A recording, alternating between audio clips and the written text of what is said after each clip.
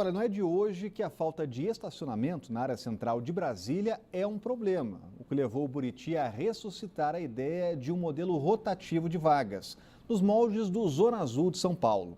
O governador Rodrigo Hollenberg autorizou o edital para que o setor privado apresente projetos. Só que apesar do sofrimento diário de falta de vagas, tem motorista que não gostou muito da ideia de colocar a mão no bolso. A proposta de cobrar por vagas em estacionamentos públicos não tem agradado a população. Não funciona, não vai funcionar. Nós já não temos espaço aqui no DF, entendeu? E fazendo isso, onde vai estar nosso espaço? Do povo, né? O espaço do povo, onde vai estar? O governo está obrigando a gente a fazer o quê? A andar de ônibus. Como que você anda nos ônibus precários igual são os daqui de Brasília? O governo quer cada vez mais cobrar, aumentar impostos e reduzir os gastos públicos. Ninguém vê, né? Ninguém faz isso. A ideia não está longe de se tornar realidade. O governo já autorizou o edital para que empresas especializadas apresentem estudos para uma futura cobrança pelos espaços. O projeto é conhecido como Zona Azul e, apesar da resistência por parte da população, a justificativa do governo é melhorar a mobilidade no trânsito. Vai sofrer uma influência positiva, né, de mobilidade, de acesso. E isso significa, por consequência, a diminuição de carros nessas áreas, porque a intenção é melhorar a mobilidade nessas áreas. Os estudos nos vão mostrar qual é a melhor solução. Para este especialista, a Zona Azul pode ser uma alternativa, mas se não houver pulso firme, o projeto corre o risco de ficar só no papel. O problema aqui em Brasília é o seguinte: tudo que foi feito com relação ao trânsito aqui em Brasília precisou que o gestor público peitasse quem estava reclamando, peitasse boa parte da população. Foi assim com a faixa de pedestre e vai ser assim com a Zona Azul. Se não tiver pulso para implantar e resistir à reclamação, não vai conseguir, tem que ter pulso para isso. Encontrar vagas em estacionamentos públicos como este do setor bancário sul só depois das 6 horas da tarde. Antes desse horário, o motorista não tem muitas opções. Um estudo da Universidade de Brasília aponta que, se continuar assim até 2020, o trânsito de Brasília pode entrar em colapso. A ideia nesta primeira fase é instalar a Zona Azul no centro da cidade, em áreas como Esplanada dos Ministérios, setores de autarquias comerciais e bancários sul e norte, além dos setores hospitalares e de rádio e TV Sul. Não há prazo para que o GDF finalize o estudo das propostas, mas até o fim do ano, a empresa responsável pela gestão do sistema deve ser escolhida. Greve dos professores. O GDF decidiu que só vai pagar os dias parados se houver reposição das aulas. São 17 dias de um movimento considerado ilegal pela Justiça. E depois de um protesto que levou o trânsito da capital ao caos na quarta-feira, os professores foram recebidos ontem pelo governador.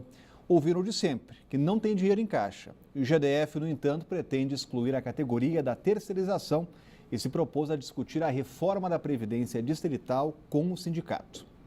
Os professores voltaram para a frente do Palácio do Buriti durante a tarde desta quinta-feira. Os manifestantes fizeram vigília no local para acompanhar a negociação entre o GDF e a categoria.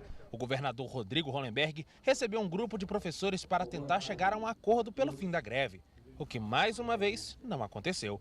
O diálogo evoluiu, mas a decisão sobre o fim da paralisação ficou para a próxima semana. O acordo que ficou foi de realmente manter-se o processo de negociação aberto, uma próxima reunião prevista para segunda-feira, que é o momento em que o governo terá esse tempo aí de mais uma vez levar o debate para o interior do governo. Ainda essa semana, o Ministério Público recomendou que a Secretaria de Educação corte o pagamento dos dias parados dos grevistas e que também seja garantido aos professores que não aderiram ao movimento o direito de trabalhar. Estamos apelando para o bom senso da justiça, porque quem está descumprindo leis é o governo do Distrito Federal e não a categoria. A categoria está apenas se utilizando de um recurso que é legítimo, que é o direito de greve. Dessa vez, o trânsito não foi bloqueado e a segurança estava reforçada para evitar confusão. O secretário da Casa Civil admite que houve um avanço no diálogo e vai apresentar um cronograma de pagamento para a categoria na semana que vem. Haverá uma nova reunião na segunda-feira, onde o governo vai trazer um cronograma de pagamento das pecúnias, que são aquelas licenças, prêmios não gozadas e pagas em pecúnia. Nós traremos um cronograma. Devemos dizer que isso é um valor significativo, algo próximo de 100 milhões de reais. Mas o pagamento da terceira parcela do reajuste acertado com o governo passado não deve sair do papel. Nós teríamos, por uma questão de isonomia, que implementá-la em relação a todos os servidores públicos do Distrito Federal. E volto a dizer, isso tem um impacto da ordem de R$1,5 bilhão de reais, o que é impossível para o Estado arcar nesse momento. Quando a gente vê essa ameaça de corte de ponto, pode esquecer, viu? A gente falou hoje com o diretor do sindicato na Rádio Band News FM, ele deixou claro que nunca na história se cortou ponto de grevista, porque sempre vai para negociação na hora de reposição de aulas. A gente ouve governo e sindicato e ninguém fala no que mais interessa, nas crianças, nos alunos das escolas que continuam sem aula. Eles continuam brigando e a corda estoura sempre do lado mais fraco, infelizmente. O relatório sobre a reforma da Previdência deve ser votado na comissão especial em meados de abril. Antes de apresentar o documento, o relator Arthur Maia vai se reunir com representantes das bancadas de todos os partidos. Nesta quinta, o ministro da Fazenda, Henrique Meirelles, participou da última audiência da comissão e presenciou um bate-boca, olha, para lá de constrangedor. Quem vai falar sobre esse assunto é a Renata Dourado, que está por aqui. Olha, deu vergonha do Congresso com esse bate-boca, hein, Renata? Boa tarde. Vergonhoso, Rodrigo. Boa tarde para você. Uma ótima sexta para todos que estão aí nos acompanhando. Tudo começou quando o relator do texto da reforma da Previdência, deputado Arthur Maia, que é do PPS, falou que os petistas estavam tendo um posicionamento contraditório, porque na época do então presidente Lula, eles eram favoráveis à reforma da Previdência. Aí o petista, deputado Arlindo Quinalha, usou o microfone para dizer que, na verdade, o incoerente era o próprio relator, porque, segundo o Quinalha, o relator estava devendo muitas dívidas, aí tinha muitas dívidas trabalhistas que não tinham sido pagas. E aí começou uma verdadeira baixaria, Rodrigo. Nós separamos um trecho desse bate-boca. Vamos ouvir. Qual é a diferença entre eles e nós? A falta de coragem. A falta de coragem para providenciar e realizar e fazer aquilo que de fato, Vossa Excelência não vai querer tolir minha palavra, deputado. Ele nos atacou publicamente sem ter nenhuma autoridade, nem política e muito menos moral. Porque se ele quer medir a nossa história, eu não devo um centavo para a Previdência, como ele defende como empresário caloteiro. Portanto, eu gostaria de propor... Vagabundo é você, vagabundo é você, vagabundo é você, safado é você. Solicito... Não baixa o nível, não. Solicito... Não baixa o nível, não. Olha, Rodrigo, que vergonha, nossa. hein, Renata? Pelo amor de Deus, né? Tem uma coisa que se chama no Congresso que é decoro. E, obviamente, os deputados estão quebrando o decoro. Será que há alguma possibilidade de um processo contra esses parlamentares envolvidos aí nessa confusão avançar no Congresso? Rodrigo, infelizmente não. Pelo que a gente viu aí no passado, até o passado recente, na época do impeachment, a gente lembra que os ânimos estavam bastante aflorados, né? Enfim, petistas de um lado, oposicionistas de outro lado. E a gente viu bastante debate nesse sentido. Como você falou, é uma vergonha. São os representantes do povo que deveriam dar o exemplo e ficam lá nessa verdadeira baixaria. O fato é que o ministro da Fazenda, Henrique Meirelles, assistiu tudo sem falar absolutamente nada. Essa sessão de ontem durou cerca de 6 horas, ele respondeu várias perguntas, tirou várias dúvidas dos parlamentares, disse, por exemplo, que a previsão do rombo da Previdência, de acordo com cálculos aí do governo, para este ano é de cerca de 189 bilhões de reais e que se nada for feito, segundo ele, há um grande risco da economia brasileira ficar paralisada. Então a gente lembra que os principais trechos aí dessa mudança proposta pelo governo é a idade mínima para se aposentar, tanto para homens quanto para mulheres de 65 anos, uma contribuição também de pelo menos 49 anos, isso para aqueles trabalhadores e trabalhadoras que quiserem se aposentar com a aposentadoria com valor integral desse salário.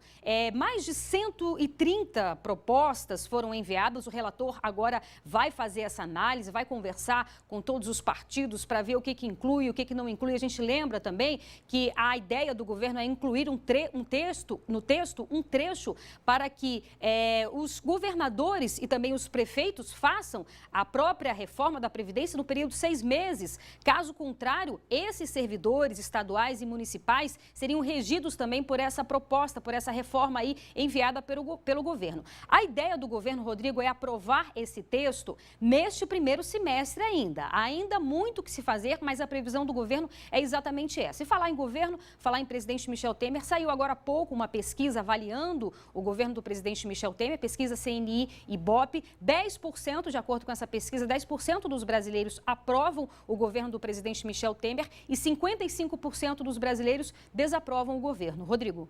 Obrigado, Renata. Daqui a pouco ela volta, vai dar um chazinho de camomila aí para esse pessoal do Congresso que está precisando, viu? Olha, o presidente Michel Temer deve enviar ao Congresso uma medida provisória para aumentar as garantias aos trabalhadores como forma de compensar o projeto da terceirização aprovado pela Câmara. O Planalto enfrenta o fogo amigo da metralhadora de um dos mais poderosos aliados, ao menos em tese. O senador Renan Calheiros lidera uma campanha contra propostas do Planalto, entre elas a terceirização. Para colegas de Renan, o PMDBista estaria chantageando o presidente.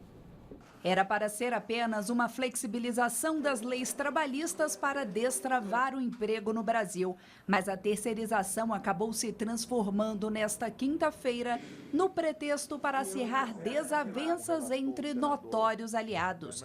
O clima foi dado pelo senador Renan Calheiros no começo da tarde numa rede social, onde ele fez críticas a quase todas as propostas do governo Temer. Corte de investimento público, reoneração da folha, aumento de imposto, terceirização geral, tudo isso junto só vai drenar as energias de uma economia que não consegue se levantar. O governo precisa conversar antes. Enquanto isso, o Supremo decidiu por 6-5 que não cabe ao governo pagar eventuais dívidas trabalhistas de empresas prestadoras de serviços contratadas por órgãos públicos, como prevê a nova lei da terceirização. Esse tipo de questão chega à Justiça justamente por falta de regulamentação. O presidente Michel Temer deve sancionar na próxima semana o projeto aprovado pela Câmara depois de 20 anos engavetado e também estuda mandar para o Congresso uma medida provisória para corrigir alguns pontos. O governo quer dar mais garantias aos trabalhadores, como de que as empresas não poderão demitir um funcionário e contratá-lo logo em seguida como terceirizado. A MP pode ser uma saída diante da pressão que o presidente também vem sofrendo de parlamentares da própria base aliada. Nesta semana, o líder do PMDB no Senado, Renan Calheiros, conseguiu apoio de 8 dos 22 senadores do partido que assinaram uma carta criticando o projeto de terceirização. Depois do ataque divulgado pela internet, o senador deu entrevista questionando novamente o papel do PMDB no governo Temer. Ver como é que a bancada do PMDB no Senado, que tem 30% da casa, participa da definição de políticas públicas, da calibragem, do limite dessas reformas. Mas no Senado, há quem veja as críticas como jogo de cena. As lideranças do PMDB agiram sempre assim, criam dificuldades para arrumar facilidades. Certamente estão chantageando o presidente para a obtenção de maiores espaços e maiores benesses no governo. Diante das disputas políticas, o presidente do Tribunal Superior do Trabalho disse que se os projetos em discussão no Congresso não conseguirem esclarecer os limites da terceirização, o assunto pode se tornar uma nova controvérsia a ser decidida pelo Judiciário. A judicialização já existe antes desse marco regulatório.